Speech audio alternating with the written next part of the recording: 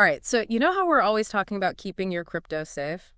Well, today we're really diving into that. Like, think Fort Knox level security here. Yeah, some would say burying it in the backyard, i.e. the Fort Knox approach. Yeah, right.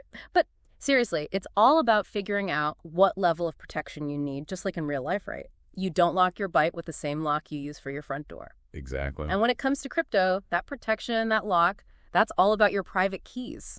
And lucky for us, we've got this awesome article by Phoenixiata, Best Practices for Protecting Your Private Keys, to walk us through it. What I love about this article is it gets that there's no one right answer. It's not like, do this one thing and you're golden. It's more like, here's a whole buffet of options, from simple to super high tech.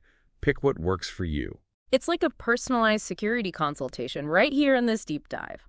We'll unpack the big ideas, but more importantly, help you figure out which of these security measures actually make sense for your situation. But before we get all fancy, gotta make sure we're on the same page about the basics. Yeah, got to start with the foundation. Exactly. Section 1, decoding private keys. So, in the simplest terms possible, what is a private key, and why should our listeners care about keeping it safe? Okay, so think of your private key like the PIN for your online banking, right? But here's the kicker. It's not just for one account. It's the key to everything in your crypto world. And unlike your bank, there's no calling customer service for a reset if you lose it. Gone is gone. Yeah, that no customer service part is what always gets me. It really emphasizes how different this whole crypto security thing is. For sure. And that's why this article is so great. It lays out all these different security options, like choosing the right lock for your digital vault, basically. Okay, so let's get into it. Section 2, let's explore these options, starting with what's often seen as the gold standard, the Fort Knox of crypto security. Hardware wallets. What makes them so special? So it all boils down to being offline. A hardware wallet keeps your private keys on a physical device totally disconnected from the internet. And when I say disconnected, I mean hackers can't get to what's not online. Makes sense. And this article specifically recommends Ledger and Trezor, right? But it also stresses buying direct. Why is that so important? Because think about it. If you buy from some random seller online, who knows what you're actually getting? They could have tampered with it, put in some sneaky back door. It defeats the whole purpose of a safe if it's already compromised, right? Right. It's all about that chain of trust, knowing your Fort Knox is legit from the start. Okay, now for something that seems a little counterintuitive in our digital world, paper wallets. Right. Paper in the age of ones and zeros. But it's actually a really solid way to keep those keys offline and secure. You basically generate your key, print it out, boom, physical artifact. Okay, I'm intrigued, but isn't that risky? What if the paper gets damaged, lost in a fire, whatever?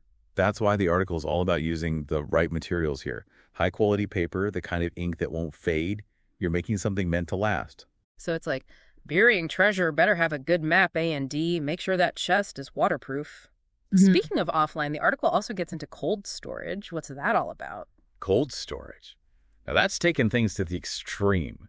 Imagine a computer that's never been online, EVR, like completely air-gapped, no chance of those sneaky online attacks getting in. So maximum security, but probably not something you'd use every day. More like a high-security vault for your most prized digital assets. Exactly. Okay, so we've got our Fort Knox, we've buried our treasure, but what about something you might actually use on a regular basis? That's where this next part of the article gets really interesting. It's all about layering your security. Okay, so even if your castle has crazy thick walls, a moat and a drawbridge don't hurt, right? Exactly. And first up, they mention encrypted USB drives. That sounds kind of DIY. It is. But it's easier than you might think. You can take a regular old USB drive and encrypt it using free tools. Like Veracrypt is one. Turns that little drive into your own portable vault. So instead of carrying a physical key, you've got this digital key, but it's locked up tight. Right. But what if you lose the USB drive? That feels kind of high stakes. See, that's why the article is big on redundancy here. Make multiple encrypted copies of your keys, stash them in different safe places. Okay, so spread the risk. Don't put all your digital eggs in one basket. Makes sense. Speaking of keeping things organized, the article also talks about password managers. Oh yeah, those are essential these days, even outside of crypto. Totally. So what makes them good for storing something as important as a private key? It's all about that encrypted vault they create. Think of it like a digital lockbox, one place for all your sensitive stuff, private keys included. And you only need to remember one master password to unlock it all. That's handy, but also kind of scary. What if you forget that password? That's the trade-off with convenience, right? That's why the article is super clear. Make that master password strong, like Fort Knox strong, and use multi-factor authentication wherever you can. Like having a vault with 2 locks and a security guard. Okay, layering. Now, this next one seems more for businesses or maybe people with a lot of crypto. Multi-signature wallets. Multi-sig wallets, yeah. Yeah. They basically make it so multiple people need to sign off on any transaction before it goes through. The article compares it to a joint bank account, which I thought was a great way to explain it. Exactly. Like needing 2 signatures on a check before the bank will cash it. So even if one person's key is somehow compromised, the funds are still safe. Exactly. Much lower risk, especially when you're talking big amounts of crypto. Okay, that makes sense. Now, this last one sounds like something out of a spy movie. Shamir's secret sharing. This one sounds way more complex than it is. It's just a clever way to spread out risk. The article used the phrase divide and conquer, which, I gotta admit, sounds a little ominous. What does that even mean in this context? Okay, imagine you've got a treasure map, right? But instead of one map, it's split into pieces, given to your most trusted friends. Each piece on its own is useless, but get enough of them together. You can put the map back together, find the treasure. That's kind of what Shamir's secret sharing does with your private key. So it's like each piece of the map is useless on its own, but together unlock the treasure. I like it. So you're never relying on one single thing. Exactly. But sometimes, even with the best systems in place, it's our own everyday habits that can trip us up. True. Like having Fort Knox security, but leaving the back door wide open. And that's what our next section is all about. All right, so we've got our vaults, we've got our treasure maps. We are set with these high-tech security measures. But TT, as we get into section 4 of this article, it's like a little reminder. Sometimes it's the little things, right? Exactly. Like you can have Fort Knox security, but if you leave the key under the mat. So one of those little things the article calls out right away is using public Wi-Fi. Oh, yeah. And I'll admit, I've totally checked my crypto balance at a coffee shop, But reading this, I'm rethinking that. Yeah, public Wi-Fi is kind of notorious for being, well, not so secure. Yeah. Think of it this way. Would you shout your bank account details in a crowded room? Definitely not. Okay, so that's public Wi-Fi, a big no-no. But what if you have to connect, like you're traveling or whatever? The article's pretty clear. Don't mess with your private keys when you're on public Wi-Fi. If you absolutely have to, at least use a VPN, get that extra layer of encryption going. Makes sense. Okay, on to something that feels like a no-brainer, but it's worth repeating. Backups, backups, backups. Can't stress this enough. No matter how secure you think you are, backups are essential. Hardware fails, devices get lost, you forget a password. It happens. The article talks about backing up your private keys, but also these recovery phrases. What exactly fight a recovery phrase, and why does it need the same level of protection? Think of your recovery phrase like that master key, right?